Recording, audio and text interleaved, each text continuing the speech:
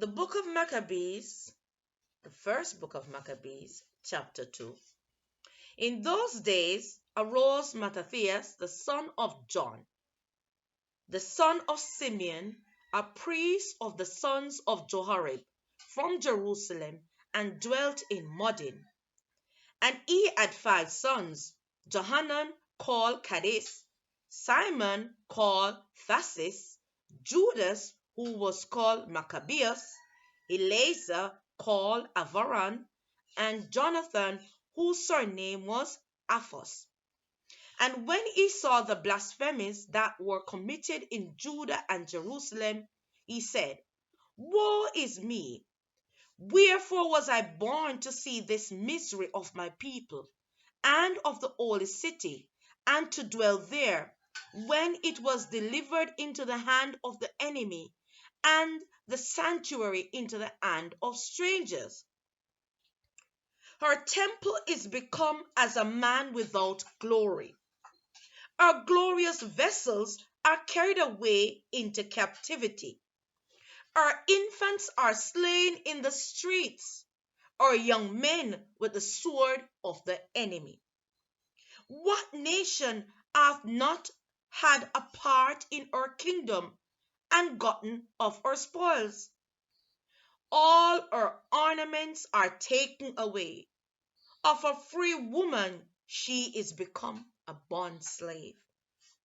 And behold, our sanctuary, even our beauty and our glory, is laid waste, and the Gentiles have profaned it.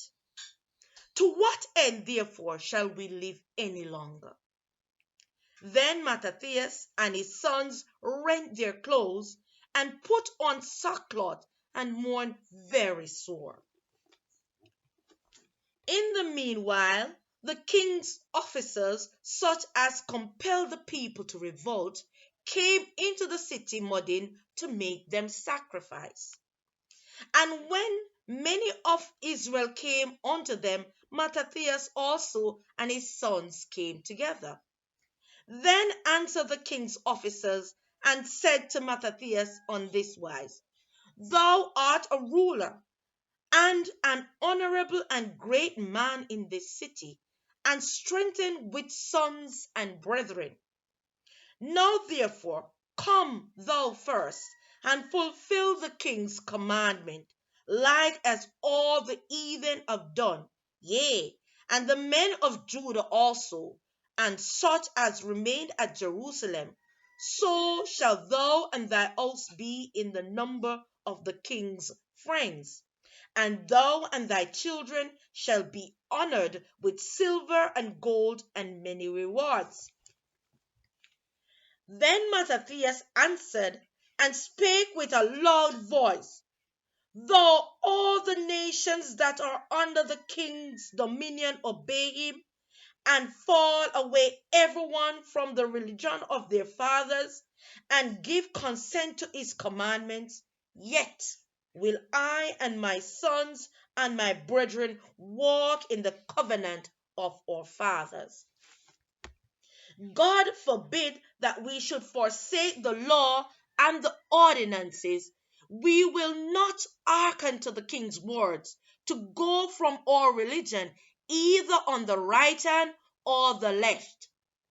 Now, when he had left speaking these words, there came one of the Jews in the sight of all to sacrifice on the altar which was at Modin according to the king's commandment. Which thing, when Mattathias saw, he was inflamed with zeal, and his reins trembled, neither could he bear to shew his anger according to judgment. Wherefore he ran and slew him upon the altar. Also the king's commissioner, who compelled men to sacrifice, he killed at that time, and the altar was pulled down. Thus dealt he zealously for the law of God, like Phinehas did unto Zamri the son of Salom. And Mattathias cried throughout the city with a loud voice, saying, Whosoever is zealous of the law and maintaineth the covenant, let him follow me. So he and his sons fled into the mountains and left all that ever they had in the city. Then many that sought after justice and judgment went down into the wilderness to dwell there, both they and their children and their wives and their cattle, because affliction increased sore upon them. Now, when it was told the king's servants and the host that was at Jerusalem in the city of David that certain men who had broken the king's commandment were gone into the secret place in the wilderness, they pursued after them a great number, and having overtaken them, they camped against them and made war against them on the Sabbath day. And they said unto them, let that which ye have done hitherto suffice. Come forth, and do according to the commandment of the king, and ye shall live. But they said, we will not come forth, neither will we do the king's commandment to profane the Sabbath day. So then they gave them to battle with all speed. Howbeit they answered them not, neither cast they a stone at them, nor stopped the places where they lay hid, but said, let us die all in our innocency. Heaven and earth will testify for us that ye put us to death wrongfully. So they rose up against them in battle on the Sabbath day, and they slew them with their wives and children and their cattle to the number of 1,000 people. Now when Mattathias and his friends understood hereof, they mourned for them right sore. And one of them said to another, if we will do all as our brethren have done, and fight not for our lives and laws against Eden, they will now quickly root us out of the earth. At that time, therefore, they decreed, saying, whosoever shall come to make battle with us on the Sabbath day, we will fight against him. Neither will we die all as our brethren that were murdered in the secret places. Then came there unto him a company of Assyrians, who were mighty men of Israel, even all such as were voluntarily devoted unto the law. Also all they that fled for persecution joined themselves unto them, and were a stay unto them. So they joined their forces and smote sinful men in their anger, and wicked men in their wrath, but the rest fled to the heathen for succor. Then Mattathias and his friends went round about and pulled down the altars, and what children soever they found within the coast of Israel uncircumcised, those they circumcised valiantly. They pursued also after the proud men, and the work prospered in their hand. So they recovered the law out of the hand of the Gentiles, and out of the hand of the kings, neither suffered they the sinner to triumph.